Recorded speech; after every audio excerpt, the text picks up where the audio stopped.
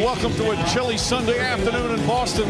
A Celtic playoff game in May, which certainly sounds familiar, and will be a sellout crowd at the TD Garden. Celtics and It's the motherfucking Eagle Double G. Snoop Dogg. Hey, what's up, soldiers? My name is GregFPS, the Zombies Extraordinaire, and while you guys are watching this, I am flying in a plane to California for the reveal, which is tomorrow, and I'm super stoked. And that intro you saw was me actually walking into the Celtics game that I went to on Sunday. I was on ABC TV, which is kind of cool, I guess, but I just wanted to show you guys that real quick. And you know, I had to put the MLG shades and all that stuff on. So anyways, guys, today I'm gonna be doing the first part of Zombie Pro Tips. This is part 1, and the rest of this series is going to be from you guys commenting pro zombie tips, so make sure that you comment them down below. Now, I think that these are all really good tips that you guys may not even know. Like, if you haven't really been playing zombies too long, you probably won't know any of these, and the rest of them are pretty good. And even if you've been playing zombies for a long time, some of these you may still not know. So I really hope that this video does help you out. They're super interesting, so I hope you guys do enjoy the video, and you can comment any unique pro zombie tip down below, and we will make more episodes of this series if the tips are good enough. So without further ado, guys, just so you guys know, this video is not ranked from like worst to best. These are just 5 pro tips. So the first one is going to be on Black Ops 2. Now, if you didn't know, in Black Ops 2 on the transit crew maps, you can get perma perks, which basically means that you get a perk without actually having the perk icon. So for example, you can get PhD flopper, which is awesome to get, as well as the sharpshooter perma perk. Now for this gameplay, I'm showing you guys some on buried. Now what you do for the sharpshooter perma perk is you actually get 15 long shots with sniper rifles, and then to get PhD you fall from a high area and get red screen. So a lot of people just like to dive off the stairs that are right next to the original mystery box location. So once you do both of these things, you want to get the SVU or a sniper rifle from the box, and as long as you have the sharpshooter ability and you PhD flop and kill zombies, you are going to get 300 additional points. Now the reason this is a pro tip is because you don't actually have to shoot your sniper rifle to get the 300 additional points. You can just flop, and every zombie that you kill with an explosion from a flop, you're going to get the sharpshooter additional points just by having a sniper rifle out while you dive. So I thought this was a really cool one, because normally you'd actually have to shoot the zombies and kill them in order to get the 300 points. But if you have PhD flopper, you can just flop, and it makes it way easier to kill zombies, and you can get a ton of points extremely fast. So I thought this was a really good tip that a lot of you guys probably didn't know from Black Ops 2. So make sure you guys try this out in game. It's a great way to fill up your bank and all that stuff.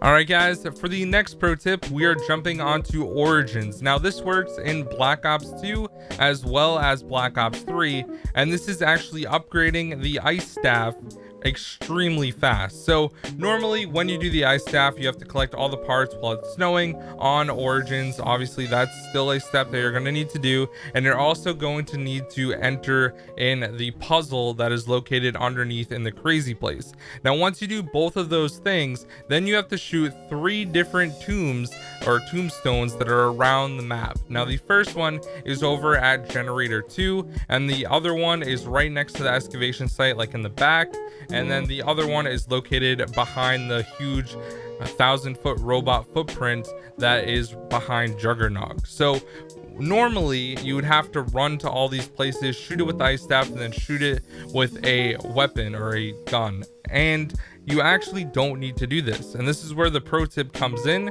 You can actually shoot all 3 of the tombstones from the excavation site, including the one that is all the way over at generator 2. So it's really hard to see, but if you look close enough, you can actually shoot it all the way directly across the map and get it, and then shoot it with a regular gun, and you can do it for the same other two. Now one of them is like right next to it, which is really easy, and the one behind Jug is also fairly easy, but the one that it's at Gen 2 is awesome, that you can shoot it all the way from excavation sites, so it saves a lot of time. You don't have to run all the way around the map and things like that, which I think is a really cool pro tip, and that is the second one for this video.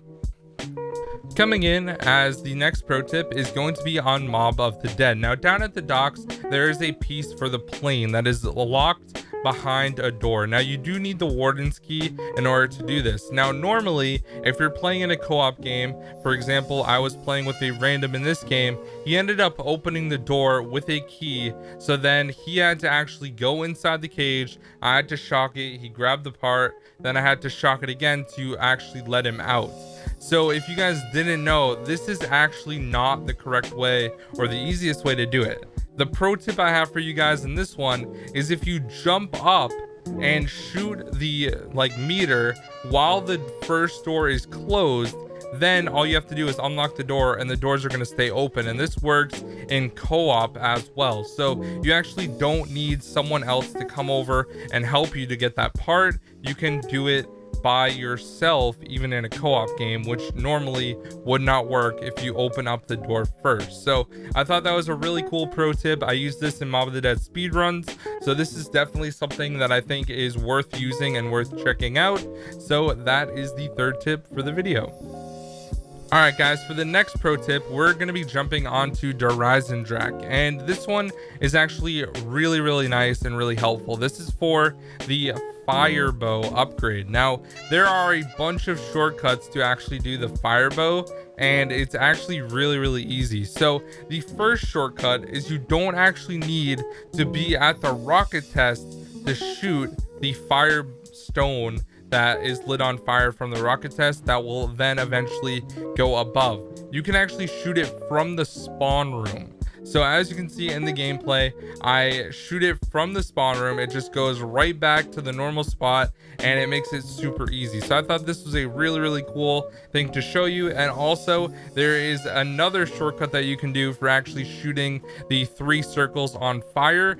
From the launch pad that is right above where double tap is, you can shoot all 3 of them really fast, and especially the one that's in spawn. If you aim or push all the way up in the Wonder Sphere and turn, you'll eventually see like a little sharp corner that was broken on the Wonder Sphere, and if you go straight up as far as you can go and let off a regular shot, it will go up in the air, and then you launch, shoot the one next to the clock tower, and it will actually hit both of them instead of just the one next to the clock tower. You also get the hardest one, which is the one near double tap, which is really cool. And there's also another shortcut you can do where you can hit the one in the middle right next to the Tesla ray. So definitely a really cool pro tip. I use this for speedruns as well, and I thought a lot of people probably don't know this. A lot of people don't know how to do the fire bow, so I think both of these are really useful, and that is the 4th tip. All right guys, and the last and final tip is actually really cool, and this one is on Zetsubo no Shima. Now I know a lot of you guys probably don't play this map anymore, but I would say that this tip is super useful for anyone that is doing the Easter egg on this map.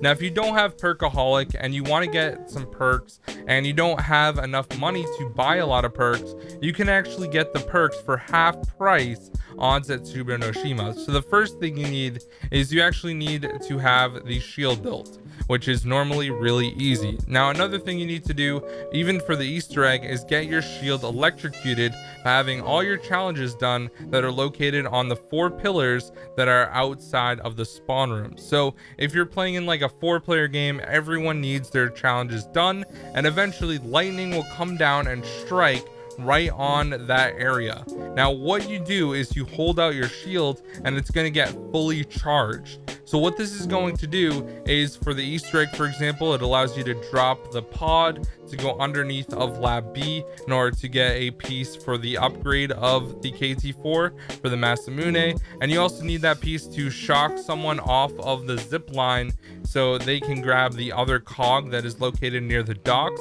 on Zetsubo. But if you've already done that and you have your shield electrocuted, you can actually just bash one of the perks and the perks will be completely half price. So for example, as you can see in this gameplay, I just bash the speed cola machine and it's 1500 points for speed cola. I do the same exact thing for double tap, just bash it really quick once and it's 1000 points. I think this is probably one of the most useful Easter egg, like side Easter eggs, that you can do in Black Ops 3 because you don't have to pay a lot for perks. So if you don't have a lot of points, it's completely worth it. And this is great right before the boss fight as well. And it also will work for your teammates. Now you shock it, and as you can see, there's like electricity going through it. Now it's gonna last for about 30 seconds, but your teammates can also buy it as well for the reduced half price, which is really nice. So anyways guys, those are going to be 5 pro tips.